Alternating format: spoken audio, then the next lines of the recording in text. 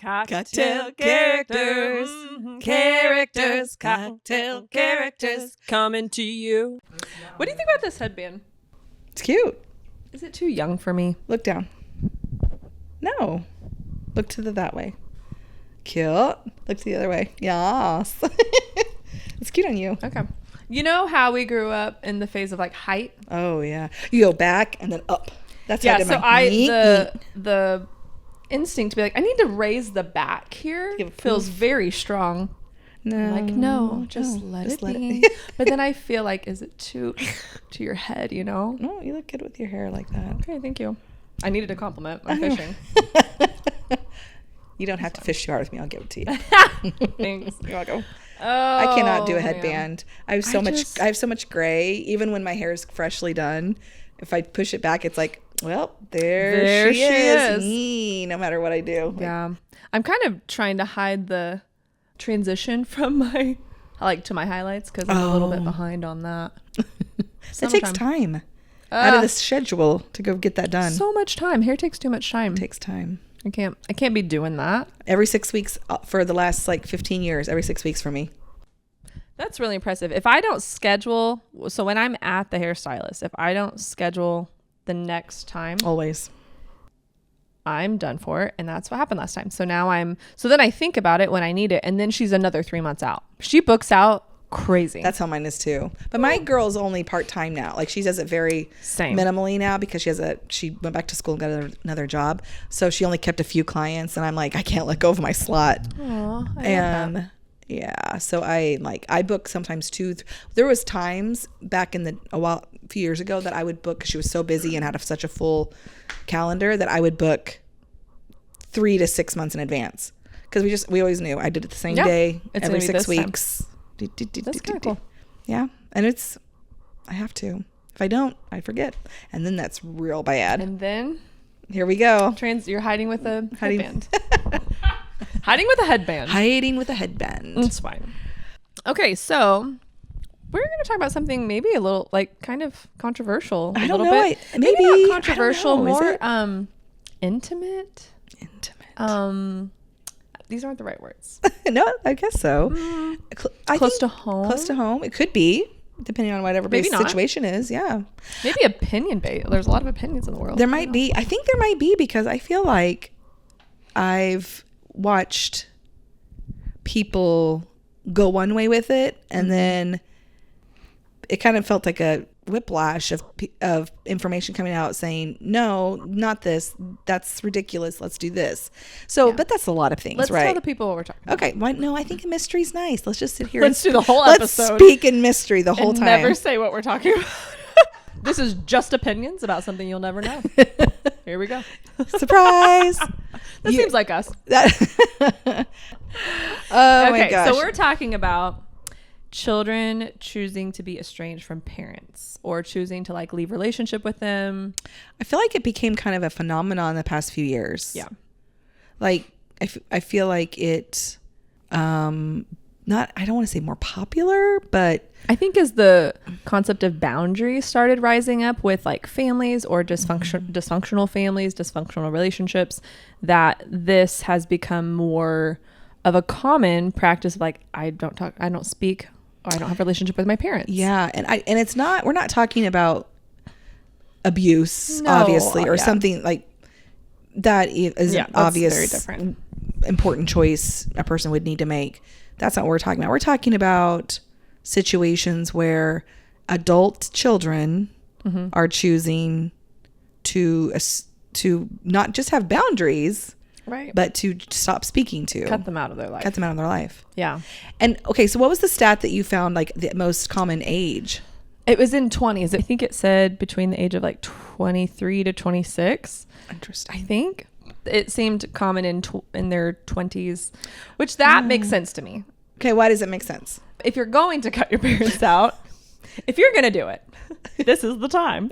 I guess what makes sense is, okay, most of the time they've left to go to college or they're out on their own. They become independent in this time frame. They start to build their own life and probably start reflecting back on, well, I'm an adult and I don't do these things and this wasn't healthy. And they start to think back on how they were raised, how their parents were, and may or may not decide that's too unhealthy for me to be a part of, or we're too different on political views, which I feel like is super common. That's gotten to be more so in the past 10 years. Families Yes. kink Because of politics. I've even watched. There's a.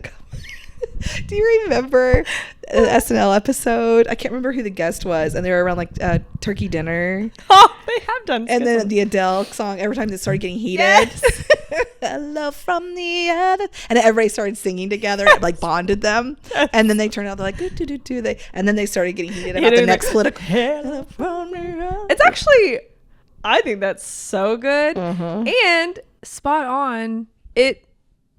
I know people who either their children have decided not to talk to them, or children decide not to talk to parents over political views. Difference in political views. What do you think about that? Personally, Yeah. I think if that is the reason, that feels a little. I think it's crazy. I don't know. I think it's crazy. Yeah. I think it's Of all the really things. sad. I think it's incredibly sad. There are so many, to me, this is my opinion, IMO. There are so many things that would make it necessary to have some space between family members that actually makes sense.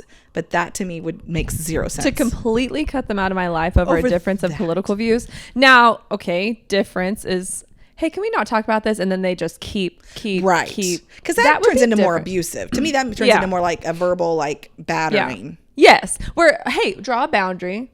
I'm a little bit over the word boundaries, if I'm being honest. I'm so tired of it. I know. I've overused it. Yes. Personally, even. So I'm just like, Yes. ugh. But if I'm thinking through, this is an appropriate place where a boundary feels healthy. Okay.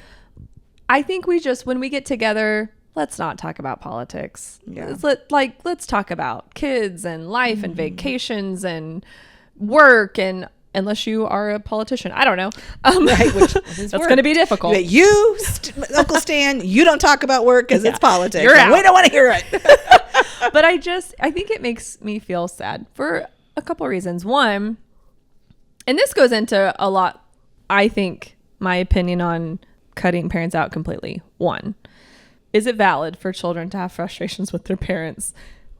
Yes. Is it valid for them to think, I would have done that differently? Yeah. Also, I think too, and it also, the statistic I was looking at talked about reconciliation, which I would love to know the average age of that. Right. Because I feel like as you age and you just mature, or maybe you have children yourself, or you different careers, whatever the reason, inevitably you're probably going to run into a point where if the problem was how they parented you and you become a parent, you're probably going to run into a scenario where you're like, oh, I see maybe why. You start to build empathy for them as humans, and you think that was their first time being a parent. Right. This is my first time being a parent. I'm not perfect. When it comes to politics, I think it's sad because I think we're losing the ability as a society to have different opinions and stay in relationships with people. That makes me sad, because different opinions are actually what make our society better. If we can learn how to have constructive conversations, I think that was the initial point of a government, of a democracy, right? Different opinions. Let's bring it to the table. Let's talk about things. How do we get to the best case scenario with different brains thinking about it?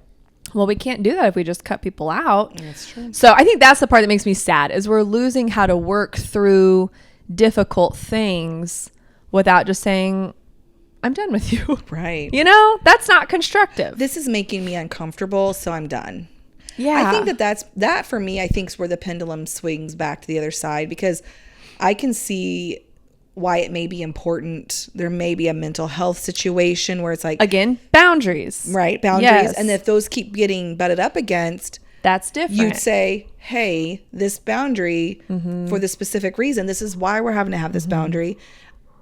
Please respect me. I know I'm just your kid. Yes, of but I'm course. also an adult, a human now. Yeah. So I'm able to make those choices. And then if that keeps getting pushed against, then it can be, okay, so we need to kind of lessen our time together, because it continues to be disrespected. Yeah. And I think that's something that I could see where it'd be hard, because the relationship you have as a parent to a child is very specific. Like it is, So I'm the specific. authority, you're the child, and I'm not opposed to that. I feel this. I feel that too. As it should be when they're children. Yes, and then as they become adults, then it starts equalizing, Yeah, and that's hard. It would be hard.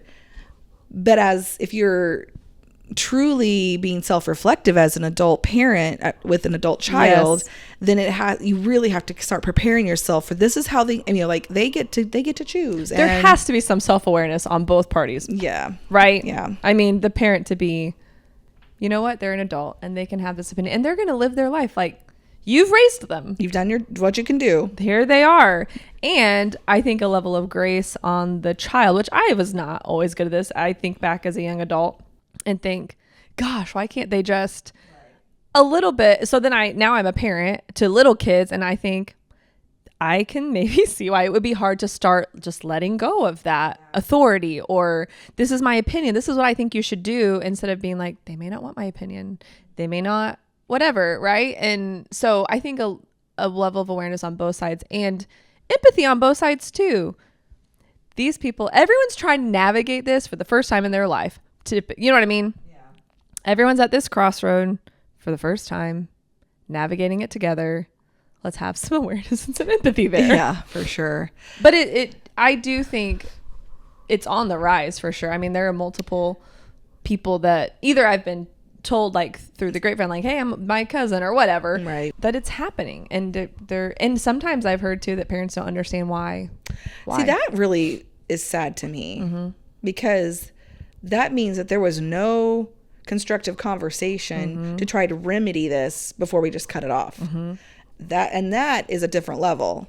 And that's where I saw something or read something a while back, and it was like, it kind of made me stop using the word boundaries and stop using all those terms, because I was like, wait a minute. Like therapy language. Yes, it was basically. Yeah. It's almost out of control in some ways. It's crazy.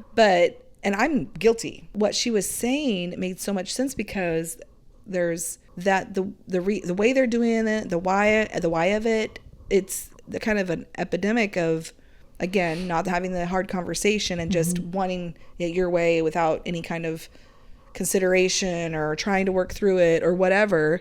This is what it's coming. And it's almost we're taking like the teenage entitlement stuff, and it's those people are getting into the adulthood, and now they're adult. It tends to be like this entitled adulthood with therapy language. Yes. To kind of back them up on their choices of doing the estrangement. It's almost like we're delaying maturity. Like, almost. Back it up a little bit. And I know there are situations where it's very valid to be like, sure, this is so unhealthy. Even if it's not at the level of abuse where it's just like, we cannot be in a relationship. Right.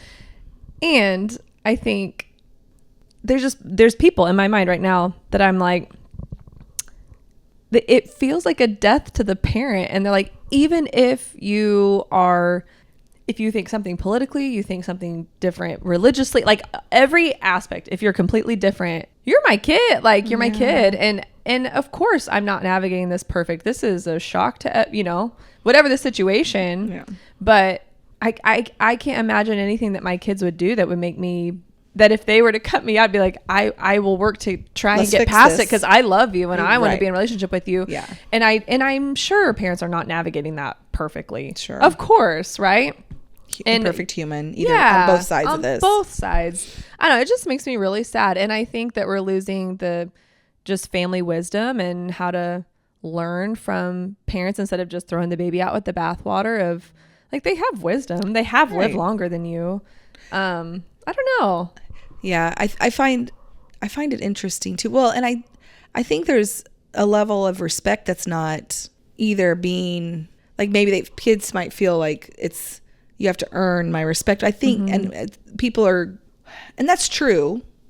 We all have to do things that causes people to want to respect us. We can't just automatically 100%. But at the same time, I still feel like there's a level of automatic respect that goes to our elders, and I think that's in most cultures, and but I feel like it's gotten to be less and less, where it's not an automatic, we just respect our elders. Oh, sure. Like in general. Oh, as a society, I would say we're much more disrespectful. Yeah. Than ever. I read yesterday, Jordan, I was like, I got to read this entire thing to you. Chelsea Handler. Yeah. I love her. Some people do not love her. There's certain things about what she speaks about that I'm like, yes.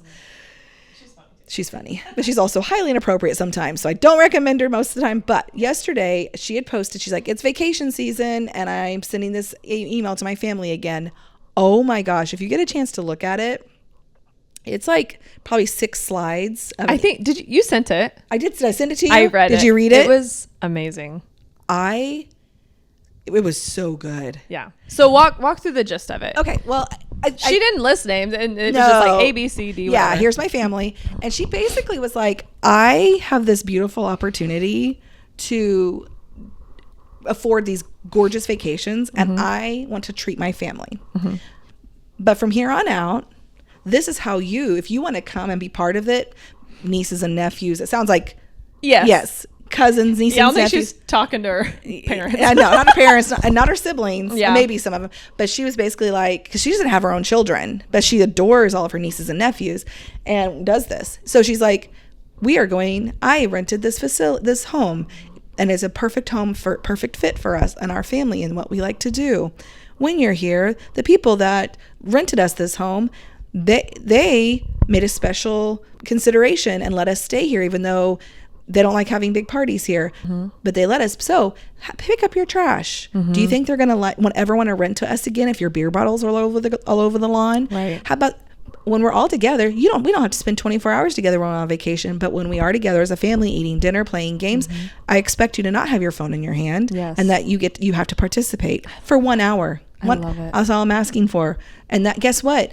We played the game the other night, and you enjoyed it. Because you put your phone down, and we all had a great time laughing and carrying on with Uncle such and such.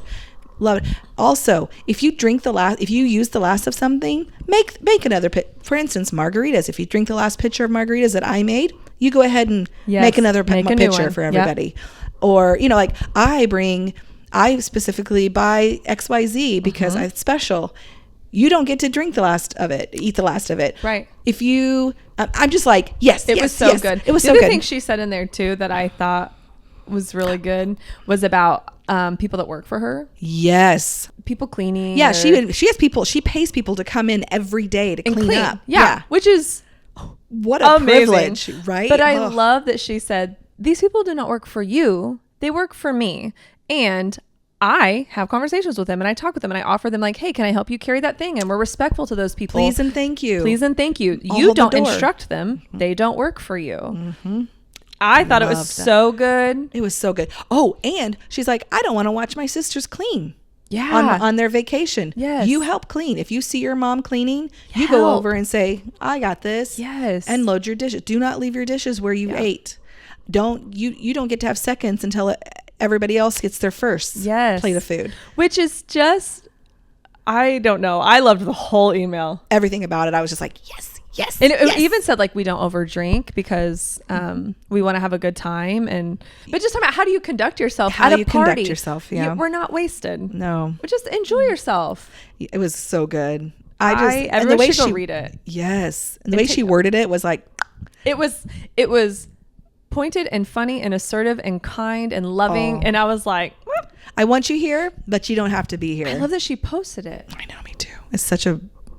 I think it's something that people need to and the way she wrote it, you can't deny it. Like if you're reading it, we've all experienced. Yes. Whatever. I've never experienced someone hiring cleaners every day when I go on vacation. You know what I mean? Like for my family, like let's rent a big house and hire cleaners to come in. That'd be amazing. But it just, I don't know, just the level of like, let's respect things and other people's stuff and humans. Yeah. And what a reminder. And also because like that's how we are. Like when we go, we were just at a family reunion and there was an adult that went through and was piling their plate up for the second or third time, and not everybody had gone through the one time. And I said it. I don't think he appreciated it. I was like, he was doing something, and I go, well, at my house, everybody gets one plate first before they get a second plate. And he's like, he's my age, and he was like, it.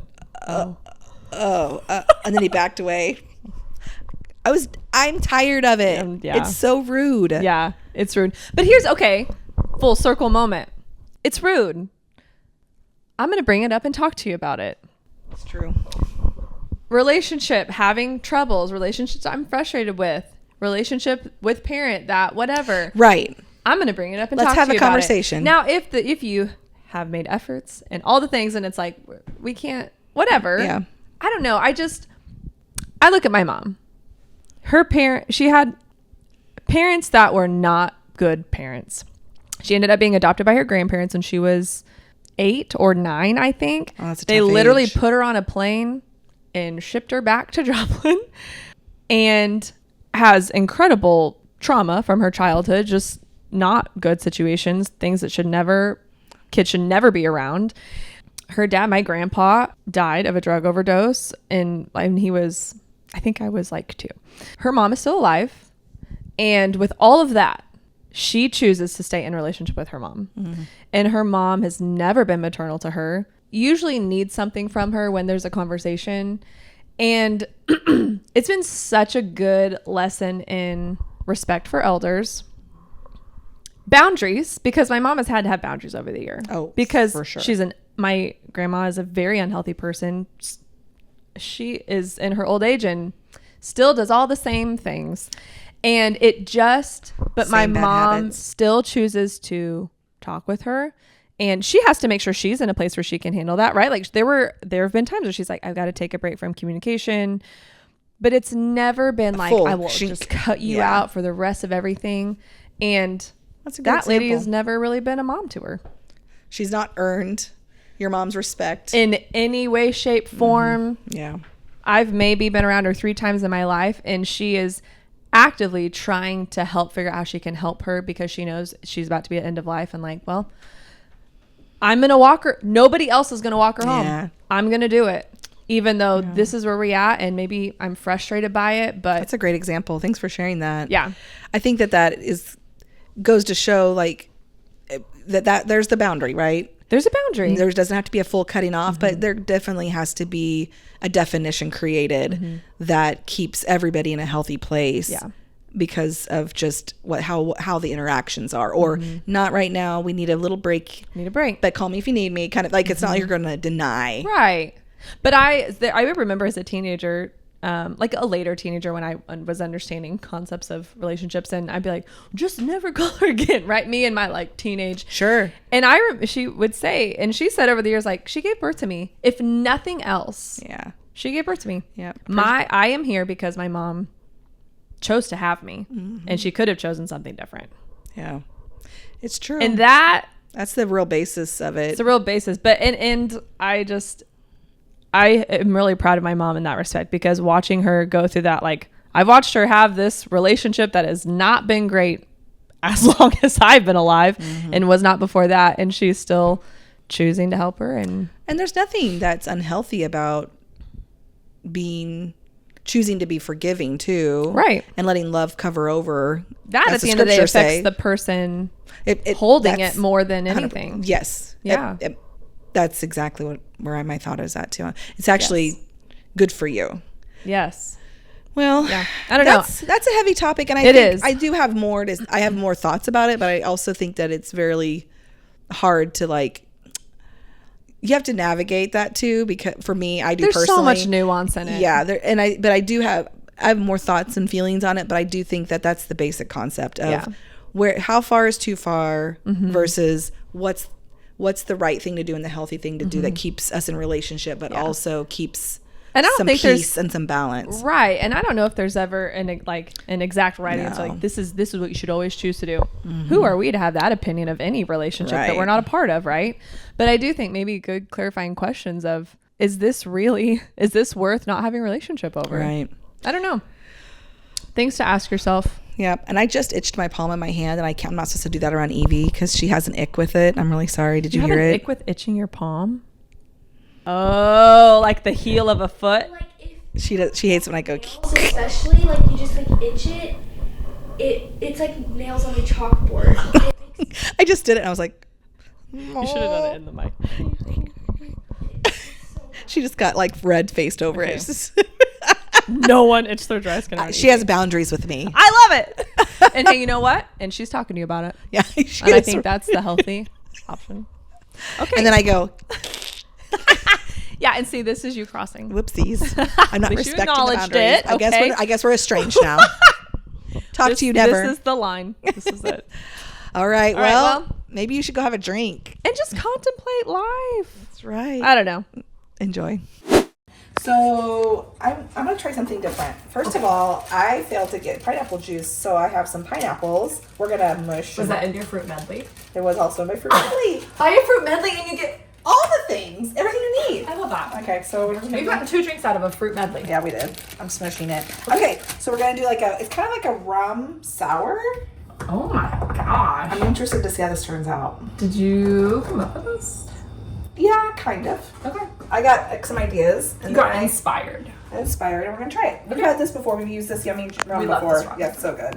Big fans. And this is simple syrup made out of dark brown sugar. So it's gonna be really rich. Mwah. Beautiful. Okay, here we go. We're gonna You're actually. Rastafarian after this.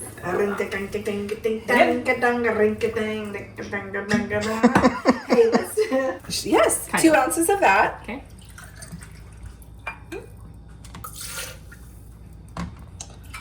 So I needed an ounce of pineapple juice. So what do you say? And I need some pineapples for another thing. So let's just do half of these. Yeah. I need pineapple juice for another thing Oh, that I yeah, make. yeah. Okay, so I'm just gonna use my hands. They're cleanish. Get your hands in there. If not, that will also help with your immune system. So sometimes if you add like germs to stuff, you become immune to it. Dr. Shay. Just a little advice from Dr. Shay. Dr. Shay. Okay, 3/4 ounce of lime juice. Not a licensed doctor. Do not take a medical advice. Please. How much? 3/4 ounce. 3/4. 3/4 ounce. I hate when I lose a little at the bottom there. Yeah, that's really phosphorus. Half an ounce of our Boom! Syrup. Halvesies? Measure with your heart. Oh, I know it. My heart likes a lot of stuff. So we're going to froth it up with this egg white. Boom!